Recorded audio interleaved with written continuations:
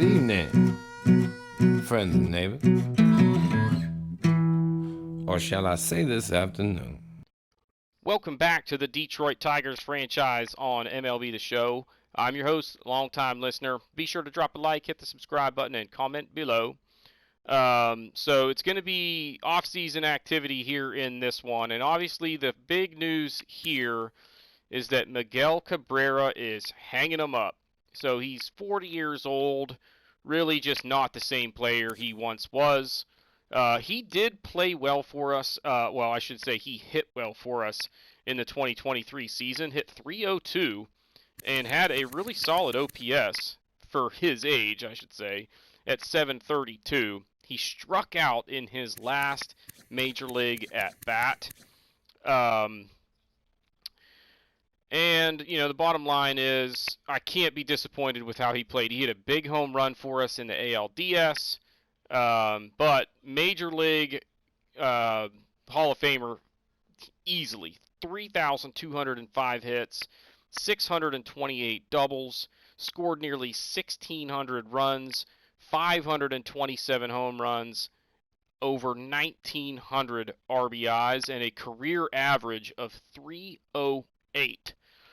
So the guy is going to be a first ballot Hall of Famer.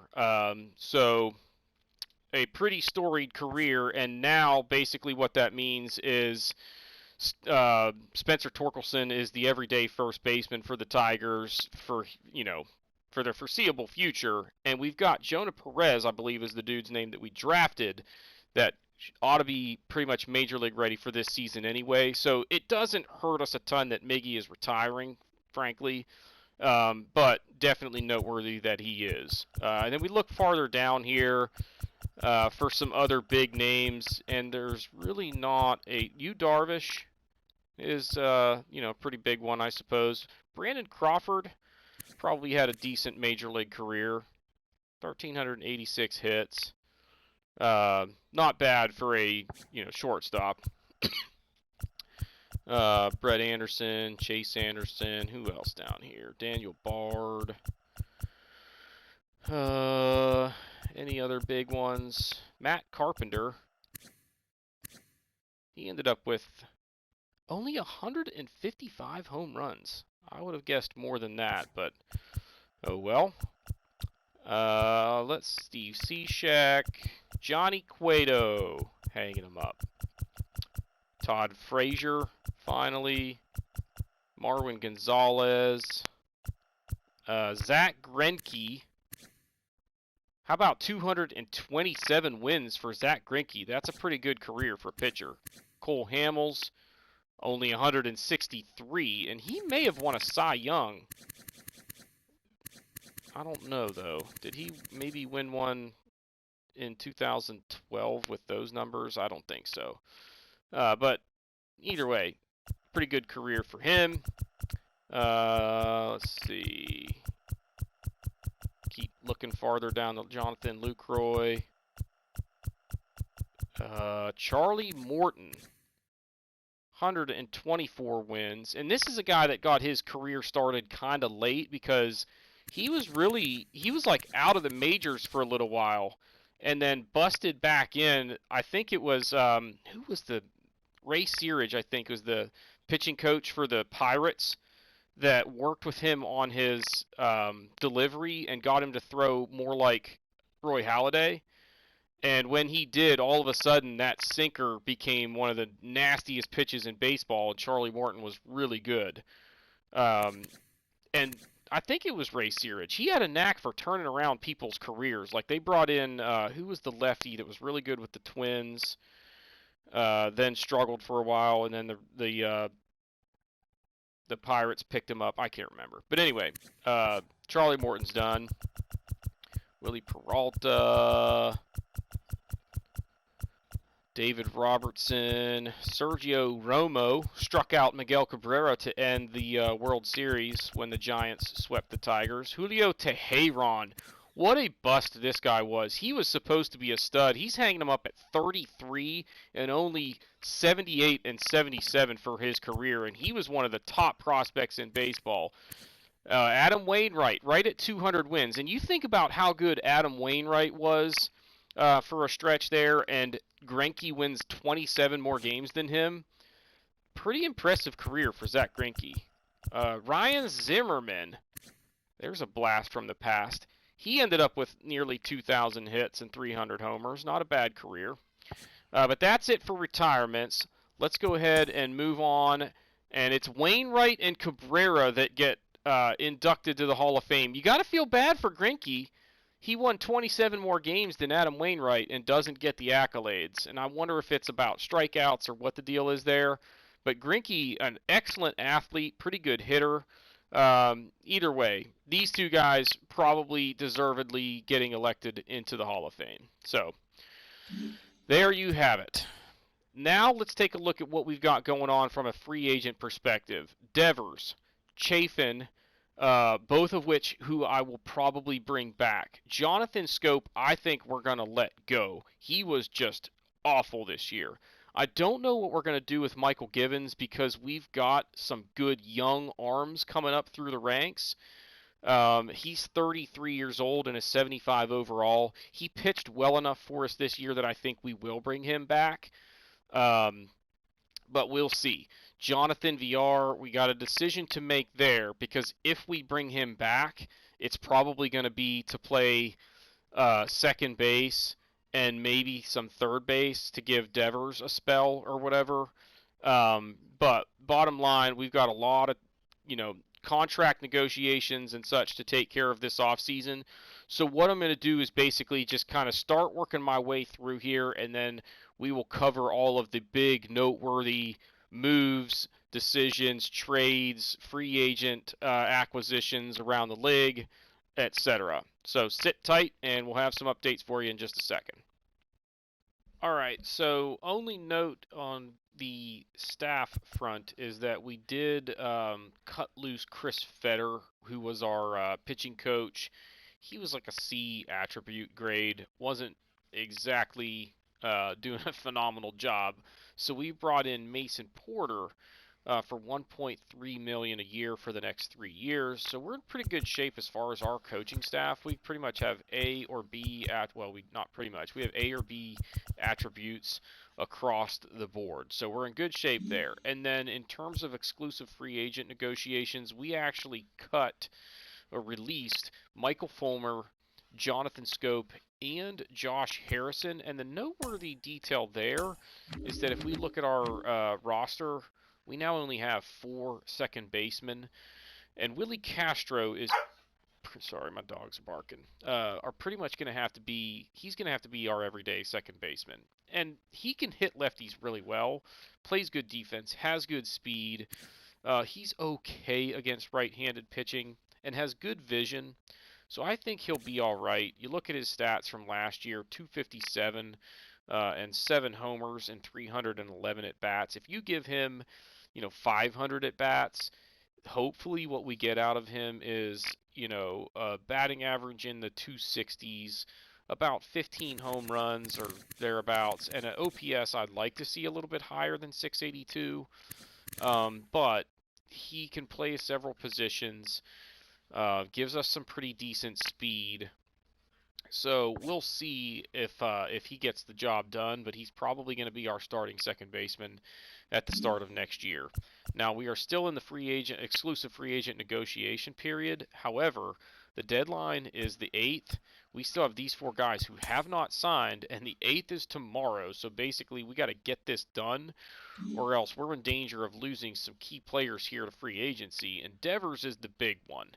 Chafin, Givens, and VR, we offered 1-year deals to simply because of their age. They're asking for like 3 or 4 years each, and I'm just not going to do that at that point in their career.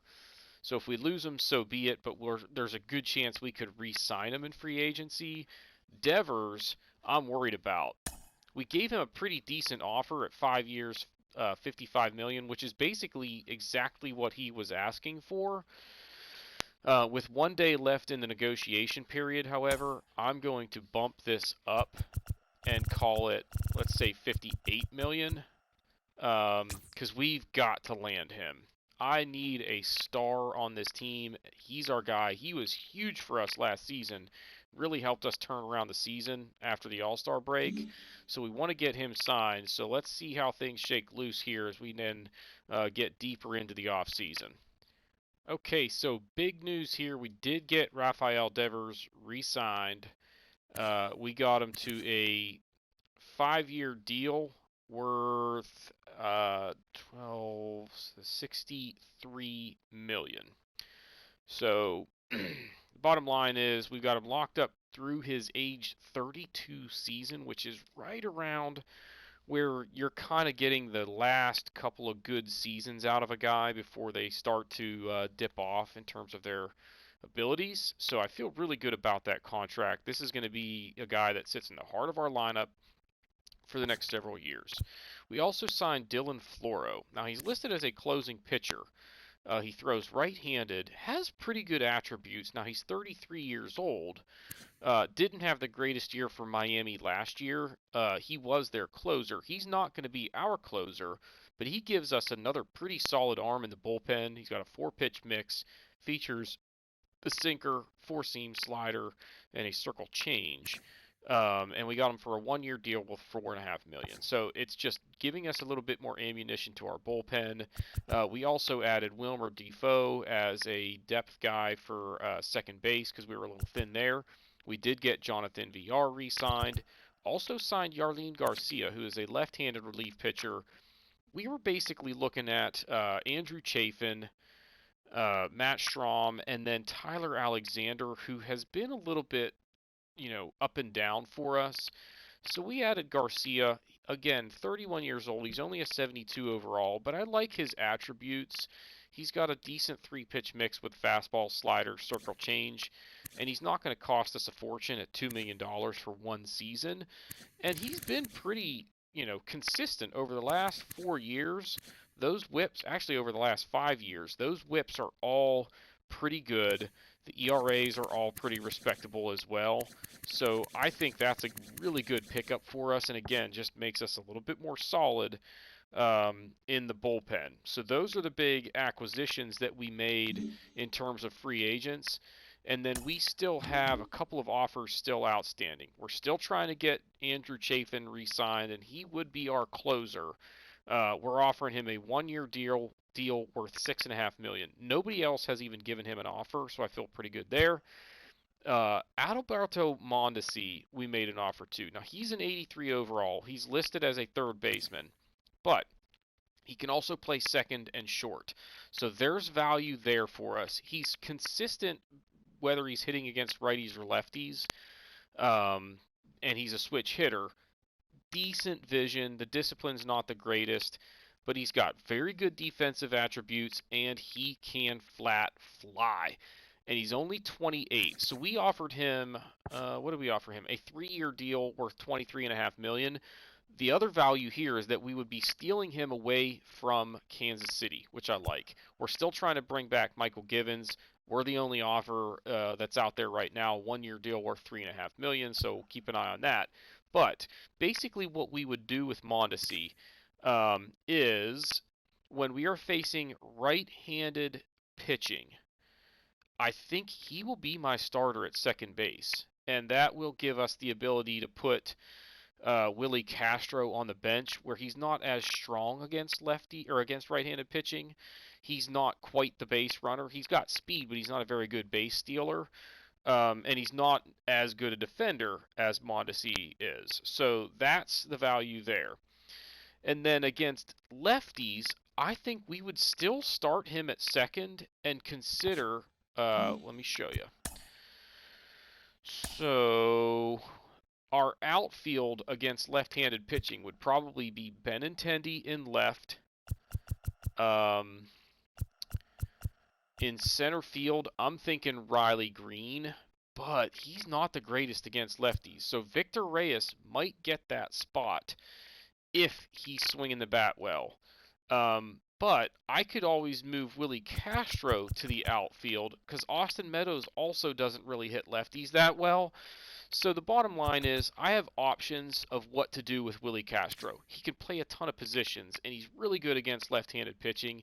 He's also a decent glove, better than I actually remembered. So the bottom line is Mondesi is a good player, and he's not going to cost us a fortune. We can take him away from a division rival in the Royals, although they're kind of down at the moment. But I think it's a good pickup for us and just gives us another weapon in case of an injury. He's a guy that could fill in at shortstop, fill in at third, etc.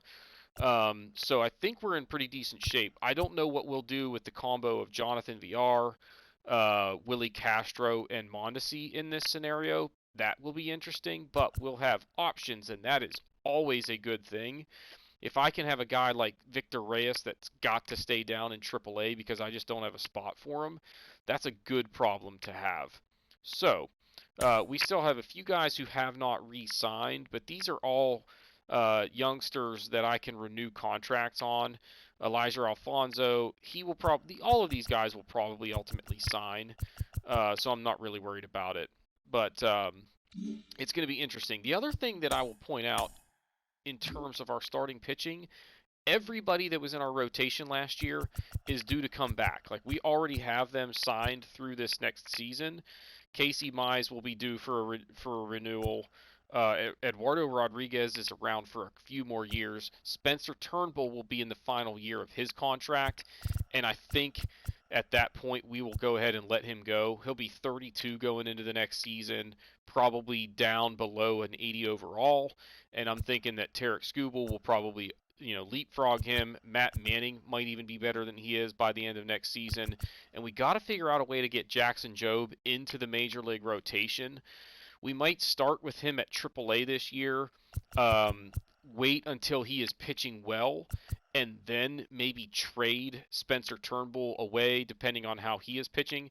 The ideal scenario is that they would both be pitching well, and I could get really good value for Spencer Turnbull, bring up Jackson Jobe, and have him just kind of jump right into the rotation. But a lot of it is going to depend on how the team is doing overall. But I like this top end of the rotation. Casey Mize and Eduardo Rodriguez, both 85 overall. Casey Mize is going to continue to improve. Eduardo Rodriguez should give us another good season or two.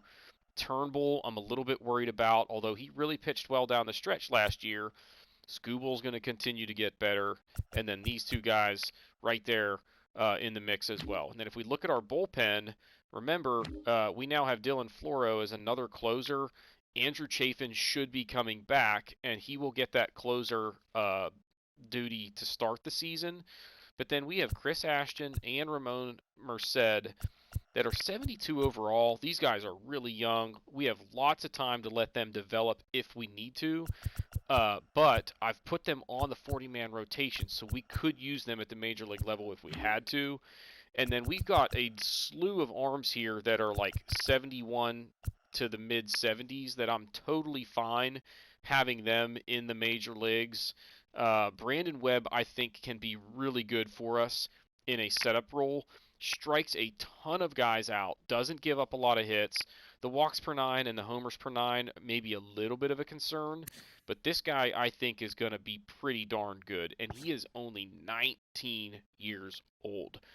So if I have my choice at the beginning of the season, I might, depending on what happens in spring training, we kind of need to decide who we want to have on the opening day roster. Peter Suzuki pitched so well for us last year that he's kind of hard to ignore. I really wish he had higher potential because then he would continue to really develop at a pretty good clip. But he was so good last year that he's a 73 overall, doesn't walk a ton of guys, has really good hits per nine and decent Ks per nine.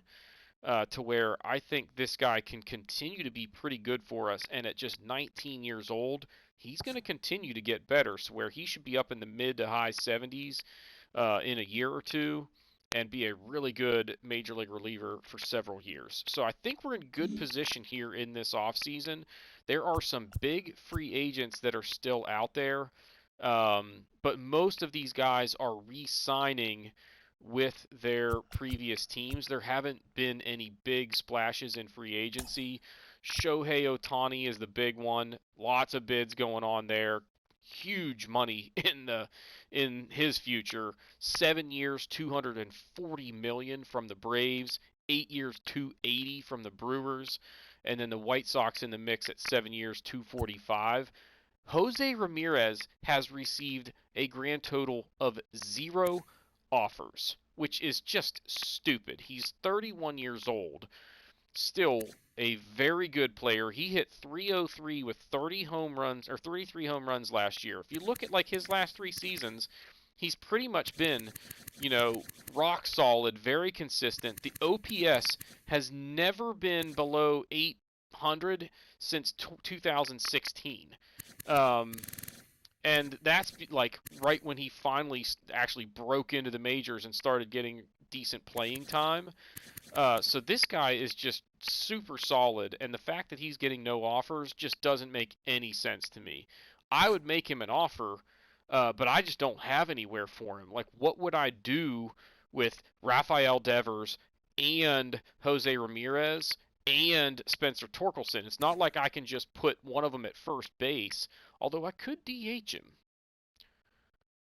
So I just had a light bulb go off that maybe we can do something crazy there and just go freaking bonkers in the off season and bring in another superstar. Because I mean, we're talking one of the best players in all of baseball. Now I guess the Guardians did make a qualifying offer, so I would have to forfeit a draft pick. And I don't necessarily want to do that.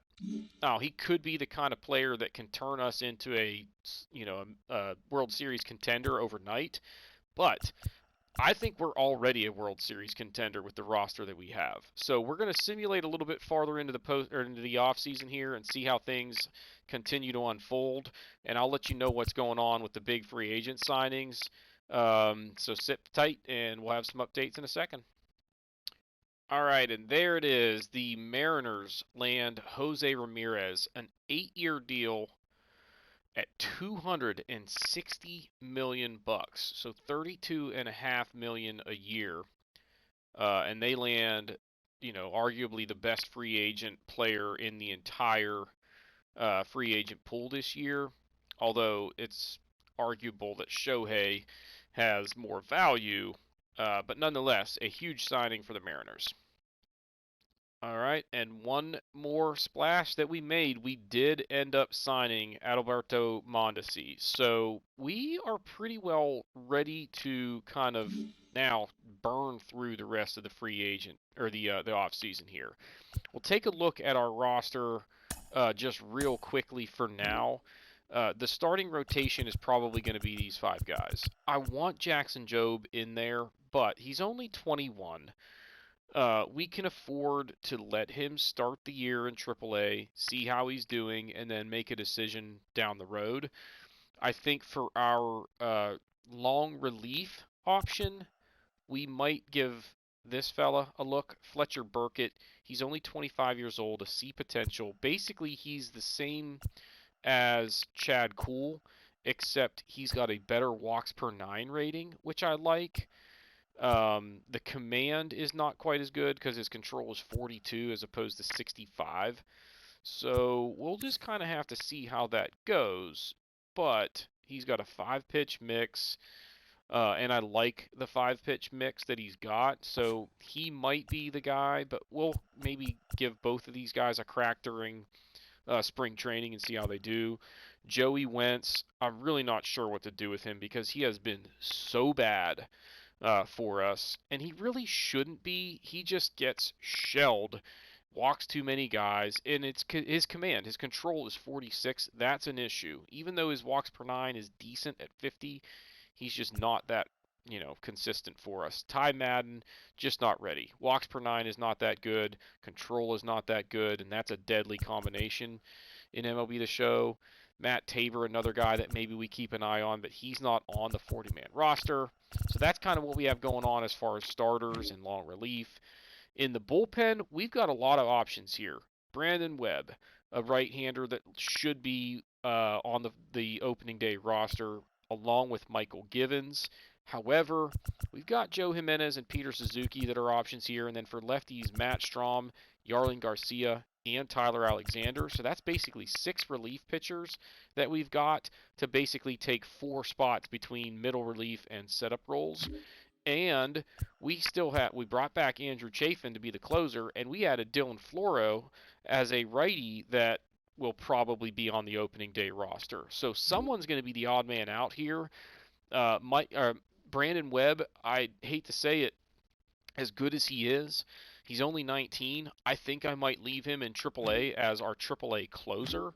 Let him continue to develop and get really good so that hopefully next year I can call him up to take over our major league closer position because, Andrew Chafin probably has one more good season in him at this point. So we'll see how that turns out. But bottom line, I like our situation as far as relief pitching. We've got a lot of arms there and a bunch that are like 70 and above that could be decent options at the major league level. So we'll just have to kind of see who earns those positions. At catcher, our major league situation will probably be the same as last year, where it'll be Haas against lefties, Rogers against righties. Now, farther down the depth chart, Alicia Alfonso still just has no power. I don't think he's a solid option for us. But Pinero, this is the rookie that we drafted. He's 21 years old, 74 overall, B potential. He's on the 40-man roster. We've got a ton of catchers on the 40-man roster. So we have a lot of options here, and basically what it would come down to is if we have an injury with Haas or Rogers, we'll just look at who's swinging the bat well and call them up. At first base, it'll be Torkelson pretty much every day. Jonah Perez, I think, will make the opening day roster, but it's going to be interesting. The guy can swing the bat. He's got 64 contact against both lefties and righties, and he is a switch hitter. He's got pretty good power against righties and decent power against lefties. Pretty good vision, decent discipline, and the clutch is actually pretty good at 66. He's not a terrible fielder, but he doesn't have a very strong or accurate arm. He can play corner outfield, which could give us some value, particularly against lefties where we've got like Baду, Green, and Meadows who will probably start against righties. If I go with Perez, I could maybe consider leaving Victor Reyes off the major league roster and use this guy as a outfielder against left-handed pitching, but the arm is a little bit of a concern, but I can overlook that if he's swinging the bat well. So that's what we got going on there. Nobody else on the 40-man roster. At second base, we've got Willie Castro, who we kind of know about already, so I don't want to spend a ton of time on him, but I got to find a way to get him in the lineup against left-handed pitching. Wilmer Defoe is basically the opposite. He can hit right-handed pitching at a decent, respectable rate, but he's not very good against lefties. He's got pretty decent speed, decent glove, and he can play a few different positions as far as, up the middle as well as third base. So we might have some use for him, but he's probably a guy that we'll only use in case of an injury. Rafael Devers will be our third baseman. Mondesi, I think, will be our second baseman, which means we kind of have to decide what to do with Jonathan VR. We brought him back, but then we brought in a guy that's basically just as good a hitter, pretty much, but with tons of speed and a better defender. So I really don't know what to do with you, Jonathan VR. You're going to have to play your way onto this roster and find a way, swing the bat if you want to get reps. Javi Baez will be our everyday shortstop. I'm kind of worried about his contact. It's starting to dip, and he hit 244 last year, which I could overlook that if the power was still there, but he went from 31 homers the last couple seasons to 23 this year, and the OPS is down over 100 points. He's still able to steal some bases, but his value now is his glove. He's still a really good shortstop, not the most accurate arm, so he will have some errors, but I think he's going to play, 150-ish games this year. Harold Castro, we kind of know about as well. I don't think he's going to be on our opening day roster, even though he can hit right-handed pitching really well as far as his contact. That's about all he can do. His defense isn't that great. He can't run that well. His big value is that he can play every position except catcher. Um, but he's trash against lefties. Um, and he's not necessarily a defensive liability, but he's not that great, even though he can play a bunch of positions. Benintendi will probably play left field every day. Baddoo will play right field. Actually, I don't know what I'm going to do with Akil Baddoo. Because he can hit lefty, or he can hit right-handed pitching pretty well, but so can Riley Green, and so can Austin Meadows. And Andrew Benintendi is going to be starting in left field, so I don't know what to do with Akil Baddoo, because especially if I've got Jonah Perez as like a DH against right-handed pitching, because he's got pretty good pop, I don't really have much of a use case for Akil Baddoo. So he's going to have to hit the ball well in spring training. He had 428 at-bats last year, and he might not make our opening day roster this year. Hit 252, 11 homers, and 22 stolen bases, and might not even make the opening day roster. Riley Green could also be in danger of losing his position, because if he struggles in spring training and Akil Baddoo is raking, Akil Baddoo will be our starting center fielder. And then Riley Green's going to have to play his way into the lineup. Victor Reyes, I don't know if he'll make the opening day roster. It's going to depend on how he and Jonah Perez do in spring training, more than likely. Or maybe even Jonathan VR. So we'll see how that unfolds. And then Austin Meadows is going to be our right fielder against righties for sure. Against lefties, I'm not exactly sure what's going to come of all of this. Because really, if you look at who we've got, like Benintendi still hits lefties pretty well. He's got really good contact and decent power. Akil Baddoo will not play against lefties. Riley Green probably will not play against lefties. Victor Reyes could if he makes the opening day roster. And then Austin Meadows is decent against lefties. So he could be the everyday right fielder. But, we also have to remember that we've got, Adalberto Mondesi that'll probably play second base. And then that means we could put Willie Castro in the outfield against lefties. And that's kind of what I'm leaning toward. Because he's probably the best option that we have as far as his consistency. He's essentially the same player in the outfield that Victor Reyes is, but Willie Castro is way, way more consistent from what I have seen. So again, these are things that we're going to kind of have to keep an eye on.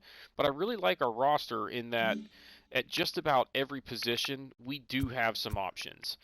I'm a little bit concerned about the tail end of our rotation.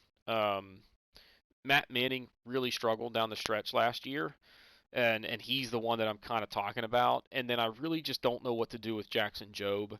So we'll have to see what happens in spring training. That's going to really dictate a lot of what happens on our opening day roster. But let's go ahead and simulate through the rest of the offseason, and then we will cover what goes down in spring training. Now, as we simulate through the rest of the offseason, we'll cover some of the big free agent acquisitions.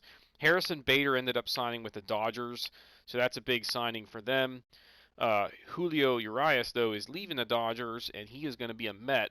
He's a 94 overall and only 27 years old, so that's a big signing for them. They got him for 6 years, $187 million. So let's keep on going, and we'll see if there are any other big signings to take note of. All right, so we have made it through spring training. So we're going to take a look at some of the stats and then talk about some decisions as far as our opening day roster. So Eric Haas swung the bat very well, hit 282 with 6 bombs in 39 at-bats. So he will be the starter against lefties. Jonah Perez did swing the bat very well, hit 361, hit a couple of home runs. The OPS is through the roof. So he has played his way onto the opening day roster.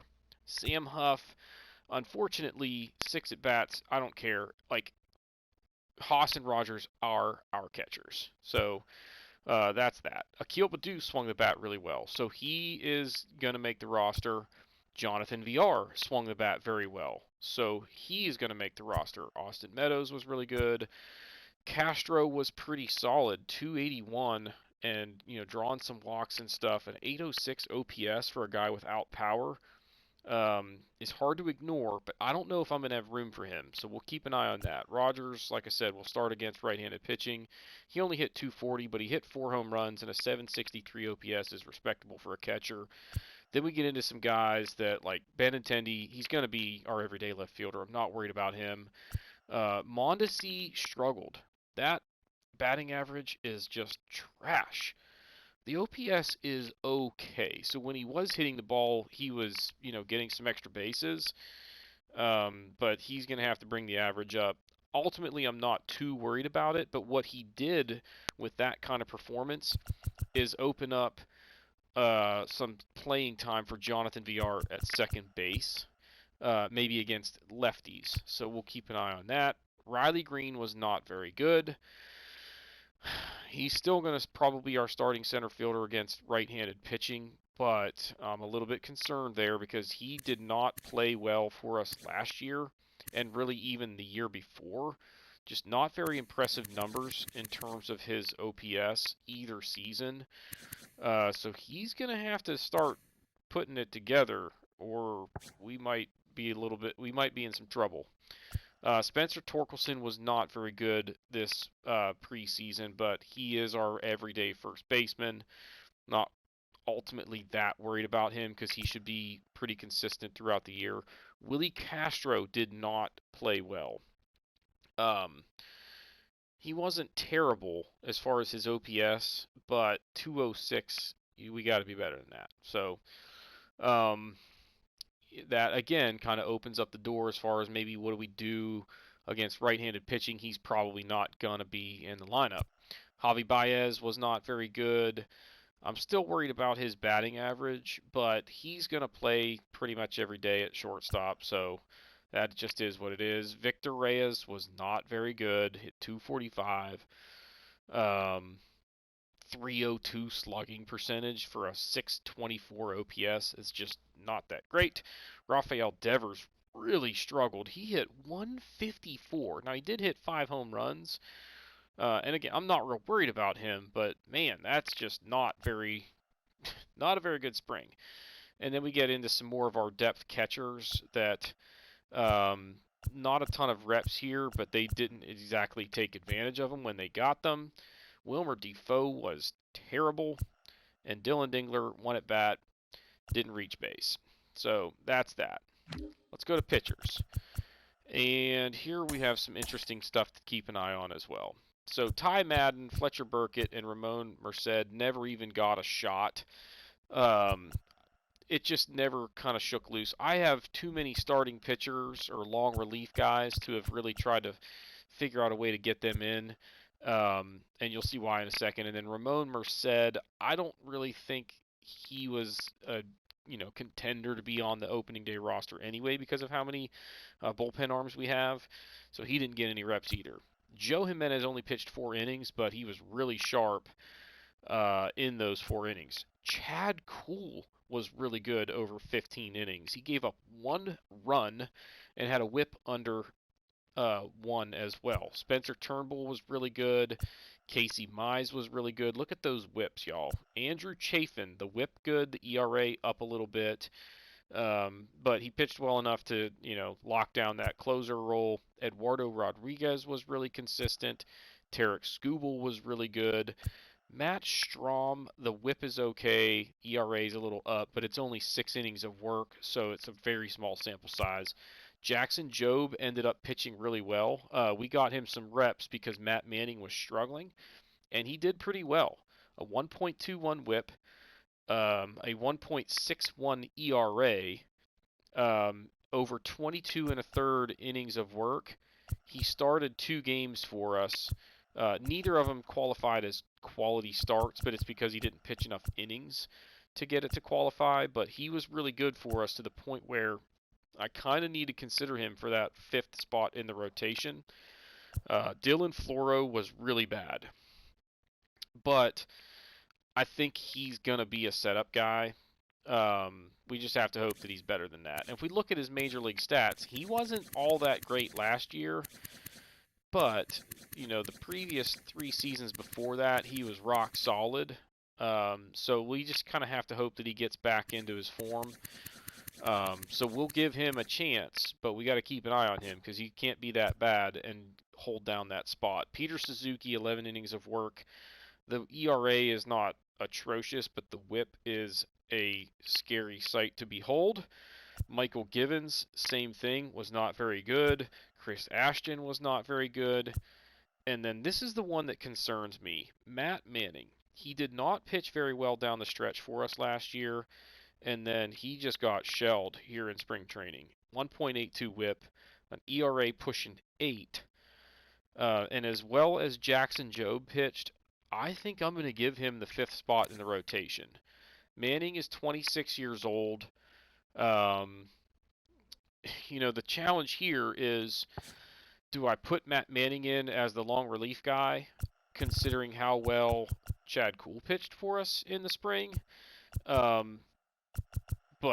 you also have to remember, we know exactly what we're going to get out of Chad Kuhl. And it's going to be an ERA north of 4, pushing 5 probably, a whip that's not very enticing. So I think Matt Manning at minimum is on the opening day roster, but maybe gets bullpen duty until we see what we can get out of Jackson Jobe as a starter. Yarlin Garcia was not very good. Yet again, another guy that's a left-handed reliever. He and Tyler Alexander just not very good. And my plan for Tyler Alexander is actually to make him the long relief guy. He's got stamina of 56, which isn't like crazy high. But Joey Wentz has been so bad for us that I'm hoping that, Tyler Alexander, if I need to bring him in and get 2 or 3 innings out of him every few days, like every 5 or 6 days, he can be that guy. He's had a stretch of years where even though the whip is not exactly where you want it, the ERA is respectable. And last year wasn't great, but he was just kind of up and down, a little bit inconsistent. But I think he can fill that role. Just didn't pitch well in the spring. And then Brandon Webb was really bad, which is not a huge deal because I can just throw him in at the closer role at AAA, let him develop for another year, and he'll be along before you know it. So I think the big decision to make is what to do with Matt Manning. So let me get the opening day lineups and rotation set, and then we'll jump back in and I'll kind of show you where everything settled down. All right, so here we go. We are essentially ready for opening day here. These are going to be the lineups. Against right-handed pitching, it'll be Akil Baddoo leading off, Benintendi batting second, Devers at third, Torkelson at first, Meadows will DH, Baez at short, Green in center, Rogers catching, and Mondesi batting ninth, playing second. Against lefties, we will give Victor Reyes a shot as the leadoff guy. Then Benintendi will bat second, Devers third, Torkelson will DH, Baez at short, Jonah Perez will play first, usually, to give Torkelson some rest. Willie Castro in right, although let's switch these two. Have Eric Haas bat seventh, and then Castro eighth. Jonathan VR has earned that spot, batting ninth, playing second base. So those will be the lineups, and obviously that's going to change as the year moves along, whether it's due to injuries or how the guys are swinging the bats or whatever. But that's what we got for now. And then for the rotation, I'm going to give the ball to Casey Mize to start the season. I thought about Eduardo Rodriguez, but Mize, his stuff is dangerous. He's got that whip down where we like it, and I think he's going to improve on that ERA this year, and he could be a 15 or 16 game winner for us. Eduardo Rodriguez should also be in that realm. Then it'll be Turnbull, Skubal, and we're going to go with Jackson Jobe to start the year. That there's likely to be a change there. If he pitches well, he'll keep that job. If not, we'll probably go to Matt Manning, depending on how he is doing in this long relief role. But if he goes out there and just gets knocked around in long relief, he's not going to pitch his way back into this rotation. At least not, by choice. I might be forced to do it and just kind of see how it goes, and maybe putting him back in the rotation gets him going. But he's going to start in the bullpen. Tyler Alexander will be our long relief guy that throws left-handed, and then for middle relief, it'll be Givens and Garcia, Strom and Floro as the setup guys, Andrew Chafin as the closer.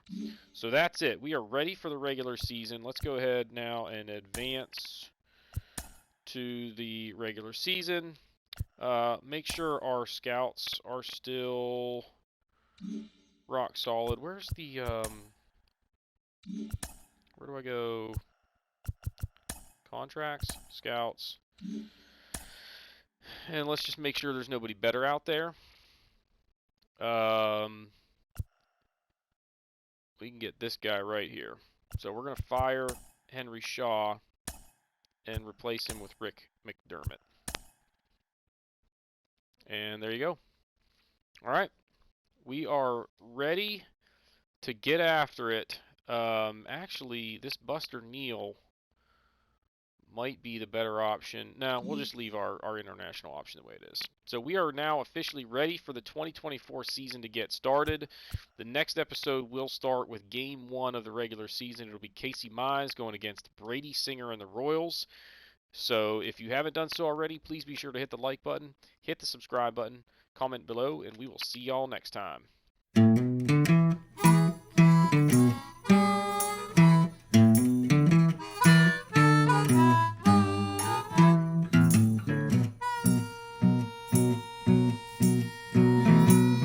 Good evening, friends and neighbors.